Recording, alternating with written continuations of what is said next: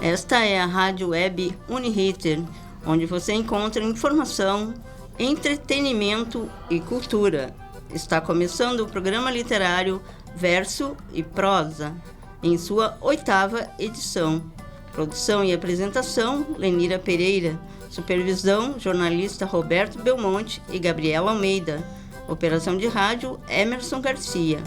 Acompanhe o programa todos os sábados, às 20 horas, pela web rádio RD Uniriter, com reprise no domingo, no mesmo horário. Você pode baixar o aplicativo RD Uniriter e nos acompanhar também pelo YouTube. Boa noite, ouvintes.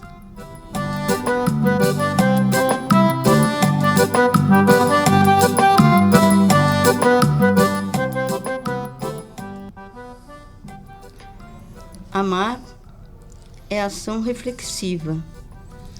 Possuímos a nós mesmos dentro do outro, e deste se pretende sonhos e mais entregas. Condenado a pensar, sou o orvalho, que lhe é essencial. Respiro e admiro. Ela percebe a fotossíntese da seiva.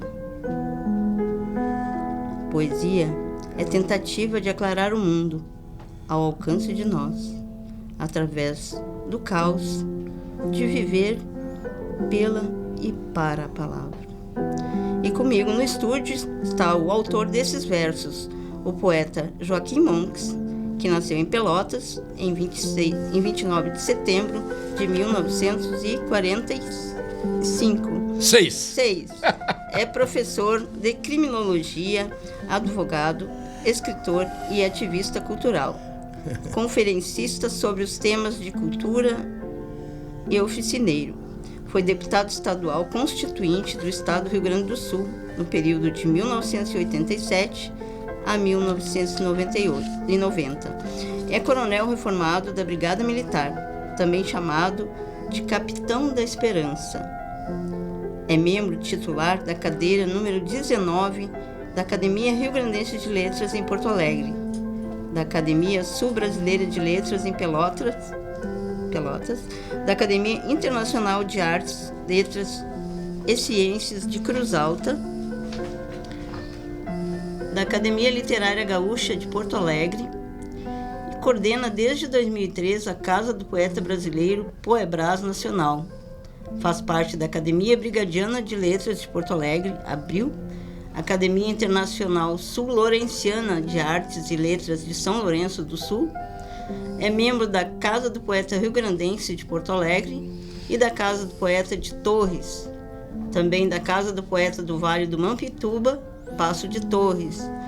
Da Academia de Letras do Brasil, seccional Salvador, Bahia. Membro titular da Academia Maçônica Internacional de Letras, AMIL. É senador da Cultura pelo estado do Rio Grande do Sul. Faz parte da Estância da Poesia Crioula. E Joaquim já possui 10 livros publicados, entre eles Força Centrífuga, O Poço das Almas, O Sótão do Mistério, Bula de Remédio, Ousadia de Alcova e outros dos quais ele vai nos falar. E vai nos falar hoje sobre a poética do desejo, a poesia contemporânea sob a ótica da modernidade líquida e ler alguns de seus poemas. O que é a poética do desejo e qual a relação com o formato da poesia atual, poeta Joaquim Monks? Boa noite, ouvintes. Uma alegria estar aqui na Uniriter para essa gravação e esse programa que vai ao ar no sábado, não é? Bom, a poética, já diz o velho Aristóteles, lá o tempo dos gregos, serve para registrar aquilo que poderia ter acontecido. Diferentemente da prosa, já que o programa é prosa e verso, Sim. Diferentemente da prosa, que relata um acontecimento ou uma criação onde funciona muito mais a razão, a intelecção, a racionalidade, enquanto na poética a coisa vem, o processo que eu chamo o estado de poesia é assentado na emocionalidade, na emoção. Então nós trabalhamos, nós poetas, enquanto poetas, eu enquanto poeta, jamais vou escrever versos para a mulher que eu tenho, e sim para que eu não tenho. Para o que poderia ter acontecido. Mas isso não é só comigo. Você que está me ouvindo, você moço que canta versos, que começa a escrever verso no Facebook, que bota lá no Facebook a declaração para a amada. Você, mulher, que fica frente ao olho cego do computador e que sai desses anos, inúmeros anos e séculos de opressão e que resolve contar sua intimidade. Você não conta para aquilo que tem na mão. Então a poética do desejo é uma poética densa daquilo que se pretenderia que fosse verdade. Então vocês vejam, por exemplo, nesse trabalho que é um texto do livro Poesia de Alcova, que estou trabalhando. E que deve sair daqui a uns 2, 3 anos. Não tenho pressa. Eu trabalho muito, trabalho a exaustão a poesia. De alcova a ousadia. Então eu tenho a ousadia de criar uma alcova com alguém que me dá prazer. E trabalho assim, por exemplo, monto destino num catavento de açúcares. Espero a chave de teus pudores. A carruagem tem cavalos alados. Penetra-me, sussurra a alcova. Arde a lareira na pele. Cospe, cospe mais, prenhez de braços. Labaredas dançam. Bocas são pontas de aço. Virgem, sussurro de pardais quando a tarde morre.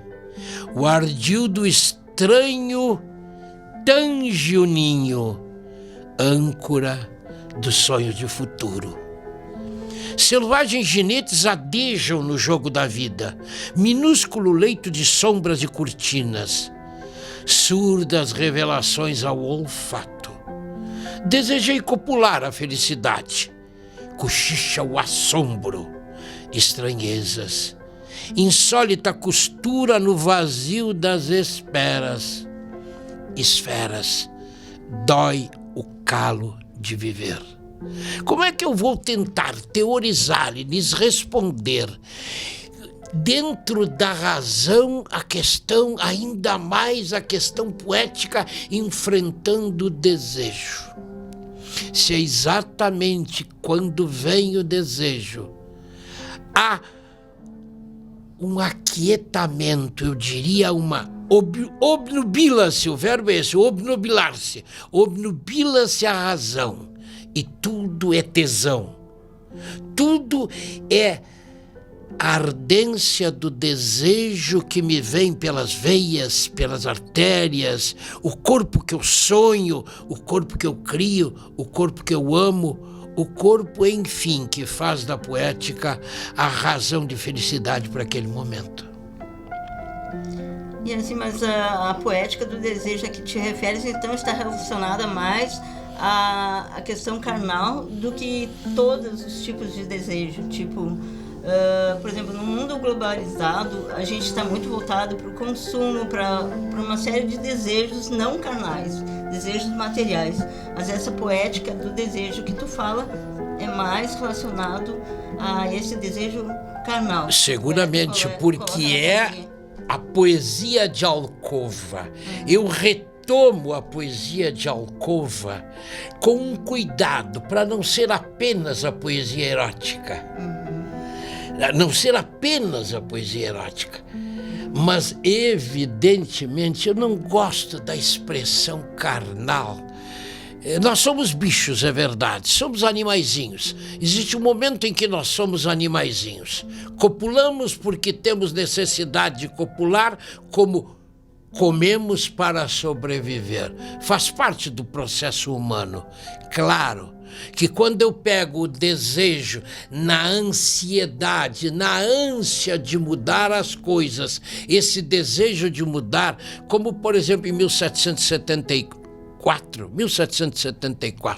quando Johann Wolfgang Goethe lançou Sofrimentos do Jovem Werther, lá na abertura, e eu coloco isto num dos meus livros, as inquietações, as angústias, os desejos insatisfeitos não são de uma natureza momentânea, o agora, não são apenas inquietações do homem, de um homem, mas são as inquietações de todo e qualquer homem em qualquer tempo. Eu pego essa vertente do desejo, porque esta vertente é necessária neste momento para que consigamos entender, por exemplo, como encontrar beleza num rap onde apenas é pegação. Claro, quando desce o hip hop, quando desce o rap, quando desce o morro para a cidade, faz sucesso. Todos os abusos são compreensíveis e atingem a televisão porque a massa gosta disso. Mas esta vulgarização do desejo, esta vulgarização, e aí sim da carne, como se for um pedaço de carne que um cachorro vai comer. É isso que eu vejo às vezes em determinadas canções, em determinados raps, carregados não de poesia, e sim de uma insurgência em que a cada palavra do hip hop é um dardo, é uma seta que tende a atingir o sistema. Mas isso... E eu posso lembrar o teu marido em 1974, quando pelo Instituto Estadual do Livro, publica Dardos de Ajuste. Naquele momento a seta era o período da ditadura. Então ele, como poeta, mas com alta elegância, ele consegue, desde o título, Dardos de Ajuste. Me lembro, naquela época, o Cezinha nem estava trabalhando na Assembleia ainda, ou já trabalhava, nós conversávamos. O Cezinha, César Pereira, é meu confrade, meu amigo, há muitos anos, há mais de 40 anos, e é meu confrade na Academia Rio-Grandense de Letras, que é a academia mais tradicional do estado, tem 117 anos. E eu acompanho a trajetória do Cezinha, que hoje está com 84 anos, não é? 86 anos. Perfeitamente ilustre, uma cabeça maravilhosa, não é? Naquela época já me inspirava esse processo. Mas esta poética do desejo que eu falo aí é a poética do tesão. É isto. Até para que esta vulgaridade que tem se dado a ela... Por exemplo, tu tens alguns anos, vários anos menos do que eu. Mas acho que lembras, tu és de que cidade? Triunfo. De Triunfo. Eu de Pelotas. Quando a gente falava... O casal de pombinhos está atrás da igreja. Lembra? Havia um certo pudor quando alguém... a própria gurizadinha ia sentar lá nos banquinhos de trás da igreja para fazer as suas carícias do amar. O que nós temos hoje? O que nós vemos hoje? Não há nenhum pudor. Acho lindo alguém se beijando. Não interessa se é homem, mulher, mulher com mulher, homem com homem. Não tenho nenhuma restrição a isso. O amor não tem sexo. Mas alguns jogos do amar são jogos para a intimidade. E isto me preocupa, porque parece que já passou o pico. Acho que, aliás, eu preciso dizer, já que estamos registrando, isto vai para o YouTube, afinal eu sou um professor universitário, eu leciono poética em Campo Grande, na Universidade Salesiana do Brasil, a convite da Fundação Cultural do Mato Grosso do Sul. Tenho lá 90 alunos em 4 níveis, a partir de 2003, pelas mãos da professora Iolete Moreira. Vou lá quando tem turmas e quando há dinheiro no cofre. Agora, depois da crise, já faz 4 ou 5 anos que não vou lá. E lá eu analisava muito isto com a gurizada, porque a coisa boa de ser professor é que na medida em que tu ensinas, tu aprendes.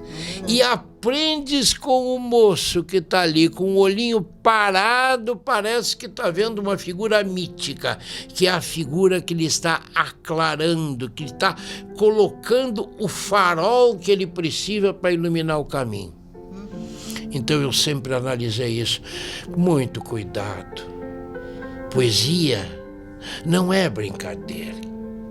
Poesia não é esse jogo do bilhetinho de amor. A maioria dos textos que vejo no Facebook, que vejo nas redes, que vejo no Instagram, que vejo...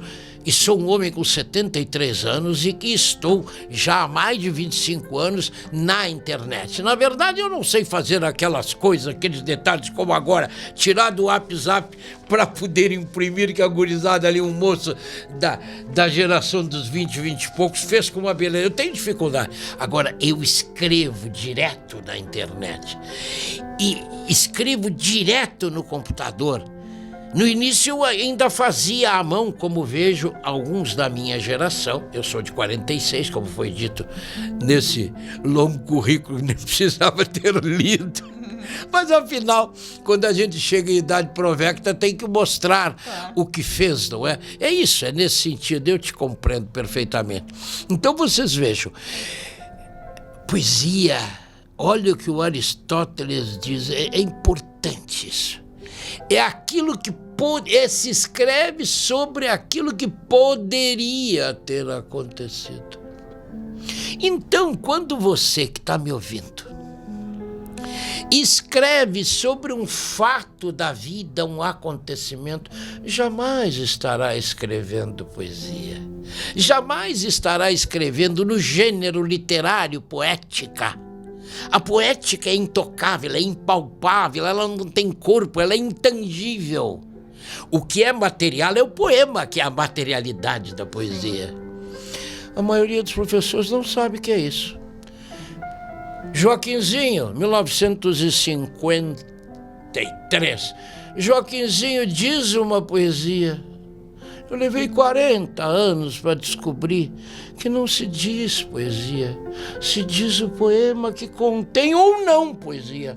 A maioria dos textos que estão no Facebook não contém poesia, são versos. Sim. Aliás, tem uma coisa muito interessante.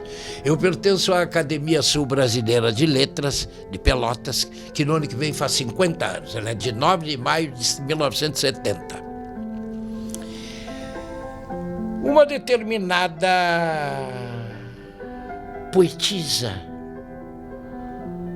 que não abre mão de ser chamada de poetisa, não quer ser poeta, como as mulheres da modernidade criaram para o poeta um vocábulo comum de 2. Uhum. Algumas mulheres até se ofendem de ser chamada poetisa. Essa não. Uhum. Não vou revelar o nome porque não tem sentido. Chega ela na frente de um sonetista emérito, Dr. Miguel Russowski, nascido em Santa Maria em 41, morreu com 84 anos, saiu com seu Fuca. Ele era médico e criou um hospital maravilhoso em Joaçaba, Hospital São Miguel, leva o nome dele. E ela chega e diz assim: e daí, Miguel? E daí, Miguel? O que achou daqueles meus poemas? Ele parou, olhou para ela e disse assim: continue escrevendo versos, a senhora ainda vai chegar à poesia. Então, é muito difícil, não há nada mais difícil do que a poesia. Ainda mais a poesia da atualidade, da contemporaneidade. É isso aí que também eu queria tocar nesse assunto. Nós combinamos que a gente também ia abordar a questão do Zygmunt Bauman, né? E quando diz o Bauman diz que a sociedade atual é a sociedade marcada pelo individualismo, não comprometimento, mobilidade, perda da solidez, afirmação da identidade e fragmentação. Esse individualismo, essa necessidade de afirmação do eu, enfim, essas características da modernidade líquida, a teu ver, atingiram a poesia contemporânea? Evidentemente. A poesia, apesar de ser aquilo que poderia ter acontecido, portanto é algo que se cria dentro da cabeça, é eminentemente pensamental, não tem nenhuma relação com o mundo fático. A poesia sobrepaira, a poética sobrepaira o mundo fático. Mas ela tem absoluta coerência com o momento em que se vive. Zygmunt Bauman, aproveitando, obrigado por essa pergunta.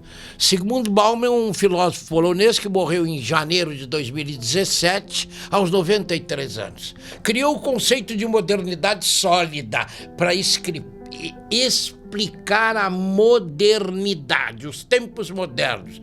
De repente ele se deu conta que não havia mais a modernidade sólida. Sim, com esses eventos todos. Ele faz um parâmetro. Para mim, a meu ver, coexistem essas duas modernidades. Porque ele faz um parâmetro entre a modernidade líquida e a modernidade sólida. E na modernidade sólida, existe essa coisa de se lutar pela manutenção das instituições e dos valores antigos. E na modernidade líquida, ao contrário, a gente não... Os modernos líquidos não querem saber de nada de valores antigos, de culturas antigas, de... Mas para quem falam os filósofos, um professor universitário que está vendo, que percebe a finitude, que morreu agora há pouco, passou por tudo isso, que passou pela Polônia na guerra. Imagina, esses países que viveram a Primeira e Segunda Guerra, que mudança enorme. Ele estava falando para o jovem. Claro, nós mais velhos, assentados, nós sabemos como é que funciona o processo. Nós preservamos a modernidade sólida. Tanto é que eu estou trazendo os conceitos de Platão. Eu mesmo sou um hegeliano.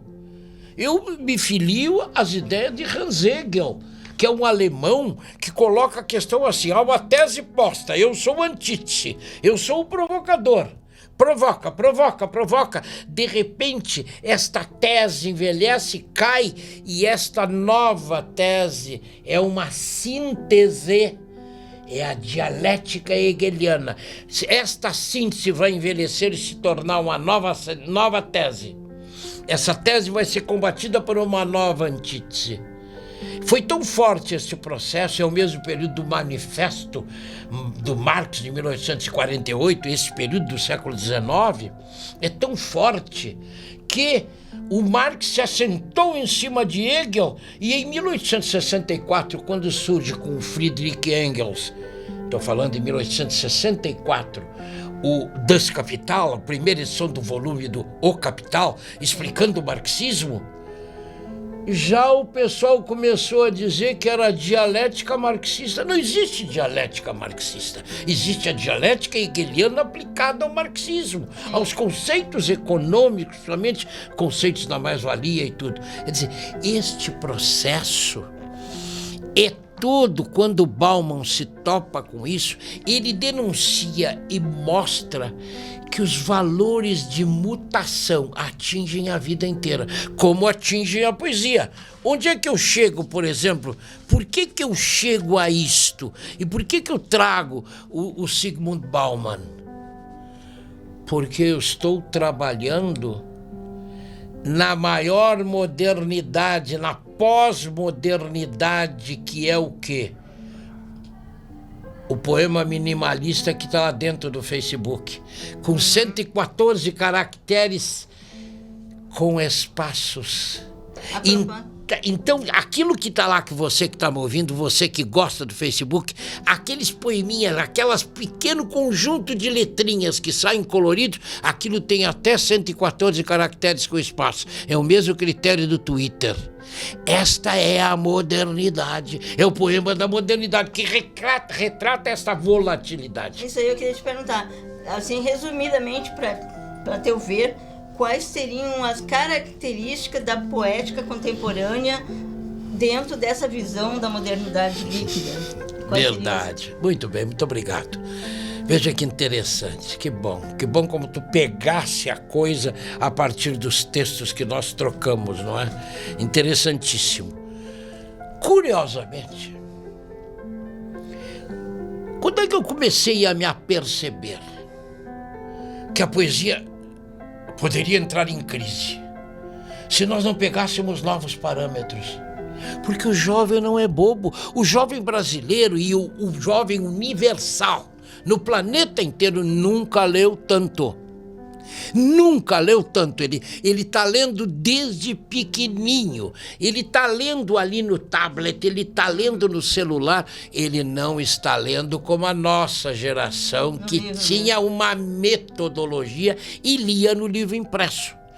Então ele não é bobo, ele não consegue entender um poema que tem 40 linhas e fala de um amor que ele não conhece, é um amor que não existe mais. Aquele amor derramado que na verdade não era poesia, aquilo estava fazendo uma croniqueta poética, estava se contando o amor que se teve, que se perdeu, mas isso nunca foi objeto da poesia, isso é objeto da prosa. Mas todo mundo no Brasil tem uma coisa muito estranha. Todo mundo quer ser poeta. Ninguém aceita ser prosador. Mal sabem que o prosador é que vende livros. O poeta escreve, mas dá de presente seus livros, porque ninguém compra livro de poesia. Ou são pouquíssimos, a não ser quando efetivamente o poeta escreve poesia. E aí eu descobri uma coisa. Você que está me ouvindo e que gosta de poesia e que escreve os seus textos e que pretende escrever um poema, descubra o que é a metáfora. Sem metáfora não há poesia. Ela inocorre, ela não ocorre, a poesia não se corporifica. Por quê? Por uma razão muito simples. Poesia não é a linguagem em sentido denotativo como o dia a dia. Fulano, desliga a máquina. Cadê meu chinelo? Cadê minha pasta dental? Ai, como teus olhos são lindos. Mas isso não é poesia, isso é linguagem denotativa. A linguagem da poesia é conotativa. Ela é uma linguagem em sentido figurado. A metáfora é a subversão da palavra, do seu sentido original, ganhando um novo sentido. E aí é que vem a poesia de hoje. A poesia da pós-modernidade é uma poesia que exige síntese vocabular. Síntese. Por isso eu trabalho com 114 caracteres que eu faço neste livro que se chama O Caos Morde a Palavra. Já o título do livro já é todo metafórico. Sim. É aí que as coisas são diferentes. Se vocês pegarem o Pablo Neruda e pegarem o seu livro em prosa, Memorialismo, Confesso que Vivi, é poesia pura. O episódio do cisne negro dentro do lago é de uma doçura, é de uma poética que vai muito além da palavra. Pois eu lhes diria, poética é aquilo que tu lês e te causa estranhamento, porque a poética vai além da palavra. E em relação assim a modernidade, ainda a modernidade líquida, como tu compararias assim, ó, no passado, no romantismo, até modernismo, acho que não, mas principalmente no romantismo, esse desejo era um desejo diferente desse que tu posta hoje. Seguramente. Era um desejo idealizado, né? Seguro. Agora, nessa modernidade líquida, tu diria que é um desejo totalmente exposto. tanto para poética feminina como masculina? Como é que... Lenira, onde é que nascia? Ao menos na nossa raiz helênica que vem pela Europa e chega na Península Ibérica, em Portugal e Espanha. Portugal, a época do condado portucalense, século III, tinha 12 castelos. 12 castelos. Na volta dos castelos é que havia dinheiro. Os donos dos castelos só estavam inscritos para pagar tributo para o rei. Como era tudo a classe dominante, eles se acertavam. Uns deviam menos, outros deviam mais, mas dinheiro não havia. O dinheiro estava entre os hebreus, os judeus que ficavam comercializando em torno dos castelos. Ali havia dinheiro, havia o mercado de troca. Tanto é que depois Dom João I determina, no início do século XIII, já logo após começam as cruzadas para expulsar os mouros, que nesse período estavam há quase 5 séculos já dentro da Europa e dominando grande parte da Espanha. O que acontece? Quem é que canta esses primeiros versos? O menestrel, o trovador menestrel com um alaúde. Ele canta os tricos e futricos das princesas, das alcovas do rei, desses amores, tudo idealizado. E dava nomes que não revelavam as pessoas, porque senão ele era morto. Então, o desejo de hoje... O que dizia para ti o vocábulo vou pegar fulano? O que era pegação? Hoje pegação todo mundo sabe. É pegar para trepar. E é um jogo muito direto. Tu vai no bailezinho funk, adrenalina lá em cima, a bundinha coisa mais bonitinha, uma sainha curtinha, aparecendo as calcinhas. O camarada tá no auge do tesão. O que vai acontecer? Vai acontecer a naturalidade do desejo. Leva para cama. E a mulher de hoje, como é que convive com o problema da AIDS? Como é que resolveu o problema das doenças, a prevenção das doenças sexualmente transmissíveis?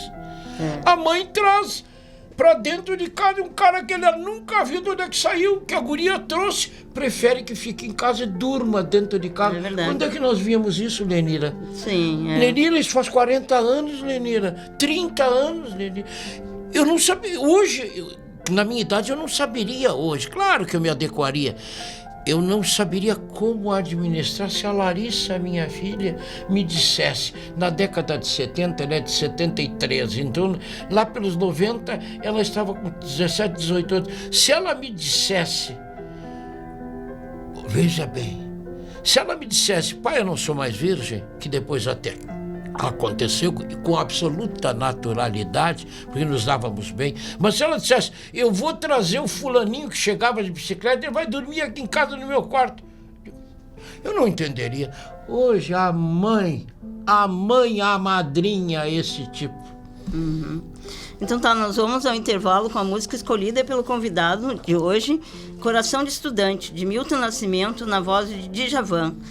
Fiquem ligados na rádio Uniriter e no Verso e Prosa. Já já voltamos.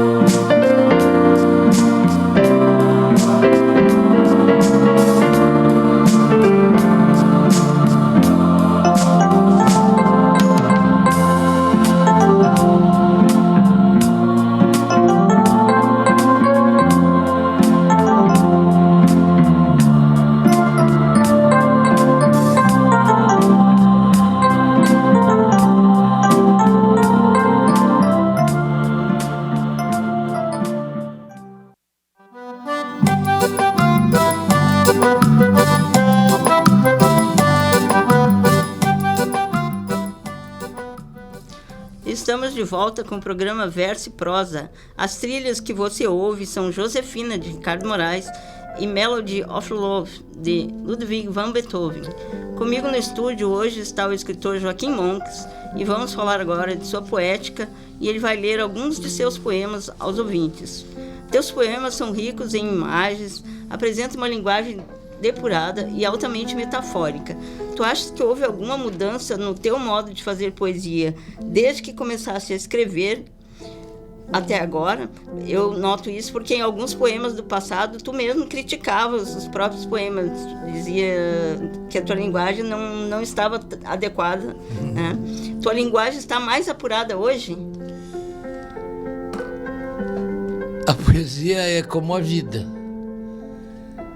Para mim, existe um braço vertical, que é o da escolaridade, e um braço horizontal das vivências. Isto é a cultura. O braço horizontal das vivências vai chegar, e não é à toa que a cruz, a cabala, a cruz do Cristo, é exatamente o nó górdio do conhecimento e da vivência, que se dá por volta de 70 anos. Então é como o vinho. Não é que eu esteja querendo trazer a brasa para o meu assado. Hoje eu já consigo entender algumas coisas que para mim eram estranhas. De onde surgia o poema? Por que eu falava os versos de 1973, Força Centrífuga de 1979, que desde o título as pessoas me diziam: "Ué, mas isso parece um livro de poesia?" Eu digo, mas poesia é a fuga do centro, a força que foge do centro, a força centrífuga. Havia textos ali que eu não podia falar. Era o período da ditadura, eu era capitão da brigada. Sim. Como é que eu ia falar? Inclusive, como é que eu ia fosse denunciar? preso naquela época, né? Em 1980 eu acabei sendo preso, decretado o exame de sanidade mental, enquadrado na Lei de Segurança Nacional, venci todos esses processos. E por isso que te chama o Capitão da Esperança. Me chama o Capitão da Esperança, porque eu consegui mobilizar a brigada para os tempos novos que viria, o tempo de democracia. Então eu preparei 10 turmas de oficiais da brigada, de 1973 a 1980, para os tempos em que teria que se respeitar os direitos humanos, porque no período da ditadura isso não houve. Então eu era insurgente, sempre fui um homem de esquerda, sempre fui um homem de esquerda da seguinte maneira: por entender que o Estado é naturalmente opressor. O poeta é naturalmente anárquico, na verdade. Eu não era anárquico porque aos 17 anos abri os olhos para o mundo, eu estava dentro de uma academia militar.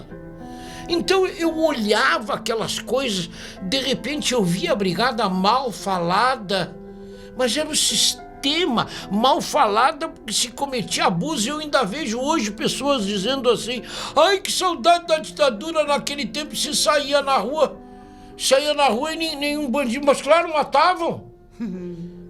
As milícias do tempo do cruel. Mas, meu Deus, essas coisas todas. Hoje nós estamos construindo a nossa democracia. Sim. E essa construção da democracia passa necessariamente dentro da cabeça da gente pelo idealismo de sonhar uma sociedade nova, de sonhar como eu sonhei em Força Centrífuga com o resgate da ditadura. Tanto é que fiquei 2 anos e 8 meses, fui o 5º suplente da bancada do PMDB na época, não é?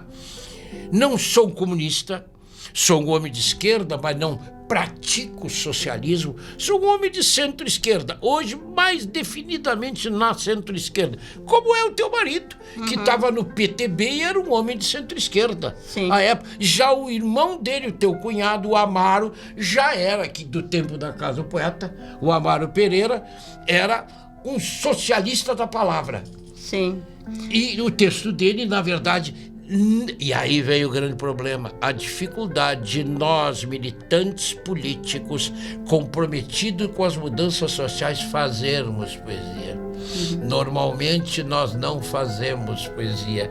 Não há como fazer poesia, porque poesia tem uma certa doçura de linguagem e uma metáfora que não permite que tu jogues como nós tínhamos. Parêntese, o que Castro Alves fez no seu período e que morre ali com 23 anos? Sim. Ele teve o cuidado de falar em liberdade, falar em uma América na luta anti-escravagista. Ele não atacava o sistema, não atacava o monarquismo, mas ele atacava a estrutura. Tanto é que o Brasil acabou sendo uma potência. À época, poucas pessoas sabem que nós éramos a terceira melhor economia daquele tempo. E ele atacava o quê? Os erros de fazer o negro transformado em coisa, em res, como dizem no direito, né? A coisa. Quer dizer, mas ele não atacava a estrutura. O problema é o panfletarismo do militante. E era isto que o Amaro fazia, ele fazia panfleto. É diferente do César. Diferente do César. E tu te consideras um poeta inspirado ou um artesão? Os dois. Eu sempre digo, para mexer com meus alunos e mexer com você que está aí do outro lado, que a razão de eu escrever, porque para mim o autor, eu chamo o leitor de poesia de poeta leitor e o autor de poesia de poeta autor. Sim. Eu escrevo e aí em momento aqui eu chego a dizer aqui, ó, cooptação. Vocês veem, isso aqui tem 114 caracteres com espaço. O leitor é o meu alvo e alimento. Você. O leitor, você é o meu alvo e alimento. Nas postagens, é só estar atento ao número e ao teor dos comentários. Porque eu trabalho para a cabecinha de vocês.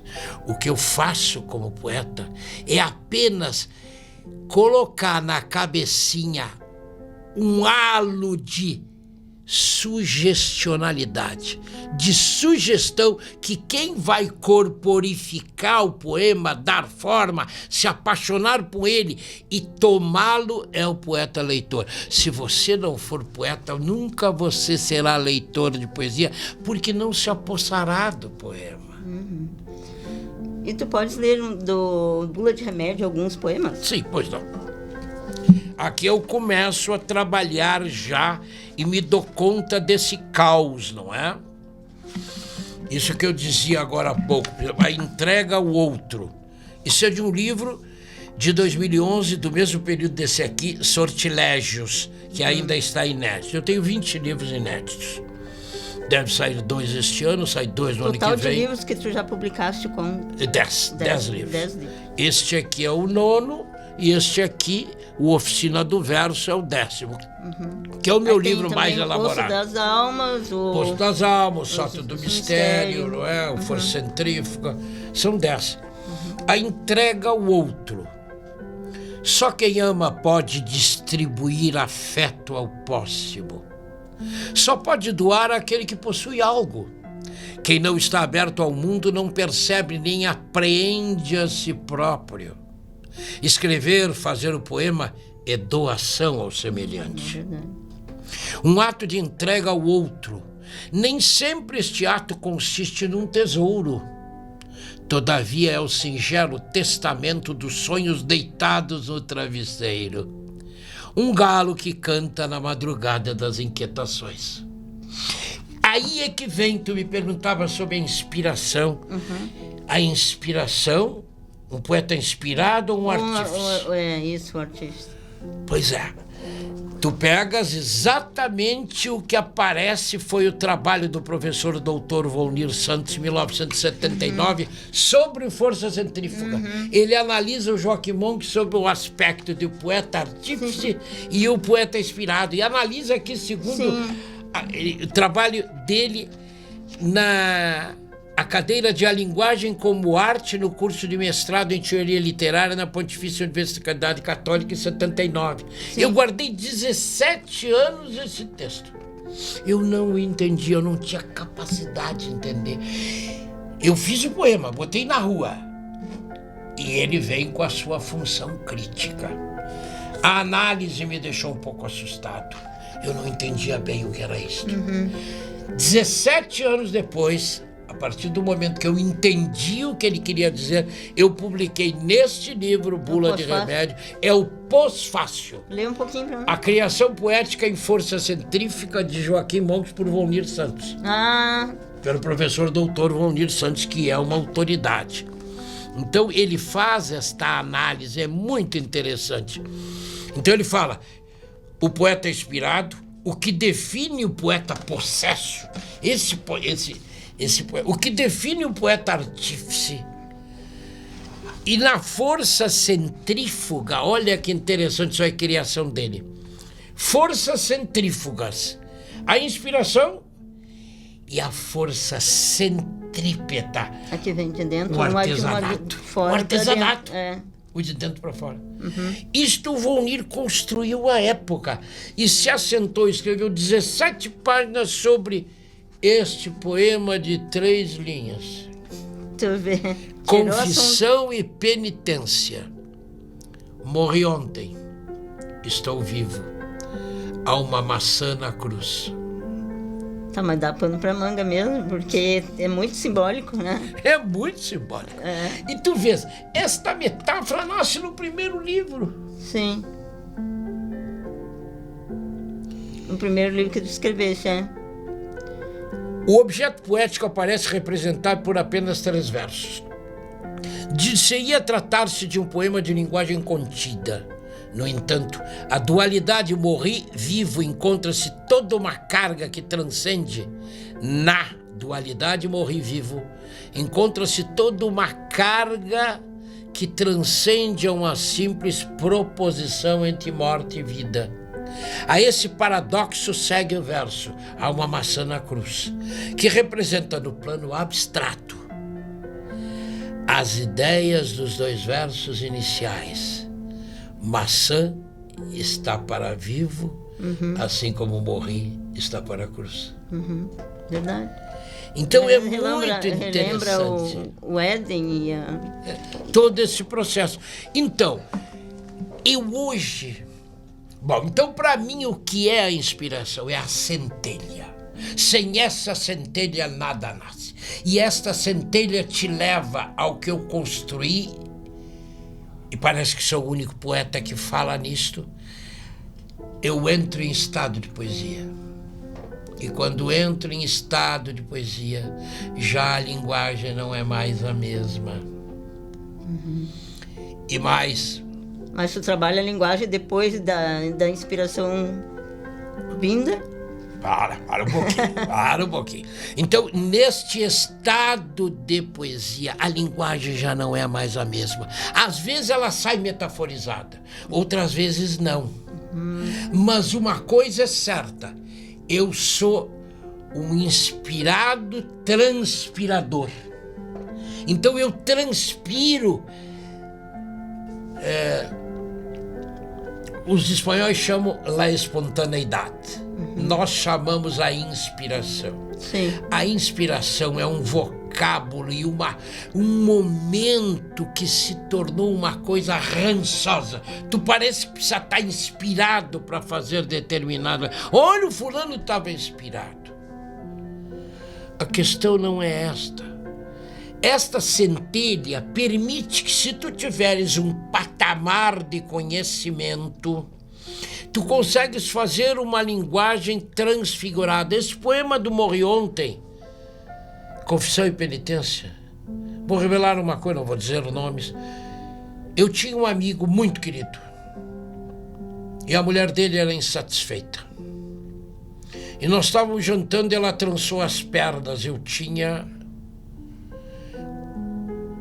Isso aqui é de 79, esse poema foi de... Eu tinha 30 anos. Toda a testosterona, não é? Ela trançou os pés. nas minhas pernas e eu digo, meu Deus. E aí veio o processo simbólico da poesia. Morri ontem, estou viva, ou amassando a cruz, o desejo, amassando o desejo. E eu transfigurei isto. Eu não relatei como a maioria das pessoas faz um relato pensando que está escrevendo poesia. Eu transfigurei. Então, hoje, eu acredito na inspiração como centelha original. Agora, o que dá forma ao poema é a transpiração. Vale dizer, a intelecção, porque o primeiro momento da inspiração é a emoção, o segundo momento é o da intelecção, da racionalidade. Aí tu, frente ao mundo, tu vai ter que ter uma linguagem para você que está aí do outro lado, que está me ouvindo, que vai sair, que deve a essas alturas estar com a cuca cheia. Se esse programa for para dentro de uma sala de aula, de um curso de letras, vai dar uma baita de uma discussão. Mas é isto. E esta condenação, uma coisa é certa. Eu comecei a escrever, eu tinha 12, 13 anos. Meu pai era sonetista, sargento da brigada em Pelotas. Meu primeiros versos que eu me lembro de haver dito chamava-se Ode a João Afonso. Professor João Afonso era o patronímico da minha escola, era o nome da minha escola. E o pai fez um soneto. Eu disse, e imediatamente, dentro com a professora Gladys Brauner, com a professora Sidoca em Pelotas, o passou a ser o poeta, porque aí misturam o declamador com a figura do poeta. Uma coisa é o poeta, o declamador é o que recita os versos dele ou de outrem, não é? Então, aí eu já comecei a me ligar com a poesia. Aí pegava, principalmente sonetos, e fazia imitação. E aí fui descobrindo as sílabas fônicas, fui descobrindo que o soneto tinha 2 quartetos e 2 tercetos, que o haikai eram 17 sílabas poéticas e eram 3 versos, que o acróstico, você que está me ouvindo, acróstico é fórmula fixa. Acróstico tem contagem de sílabas. Se tem 10 sílabas poéticas no primeiro verso, tem que ir até embaixo para ser um acróstico verdadeiro. Fora disso, ele é um acróstico falso. Sabiam disso? Os professores não sabem. Eles não sabem diferenciar poesia de verso. Eles não sabem diferenciar poesia de poema. Não são a mesma coisa. Já disse aqui no início do programa. Poesia é o gênero, é impalpável, é intocável, não tem forma, é um estado de espírito. Sim, o poema é a materialidade da poesia. Sim. O poema, tu sabe, tu mexe nele, tu transpira. Para terminar, tem um poema aqui que eu levei 24 anos para terminar. Tá na nossa hora? Vamos ler então o último verso. Deixa eu ver se eu acho aqui. É muito emblemático. Um pequenininho aqui. Parto. Silêncio. Estou parindo um poema. Só eu posso gritar. Essa maternidade me mata.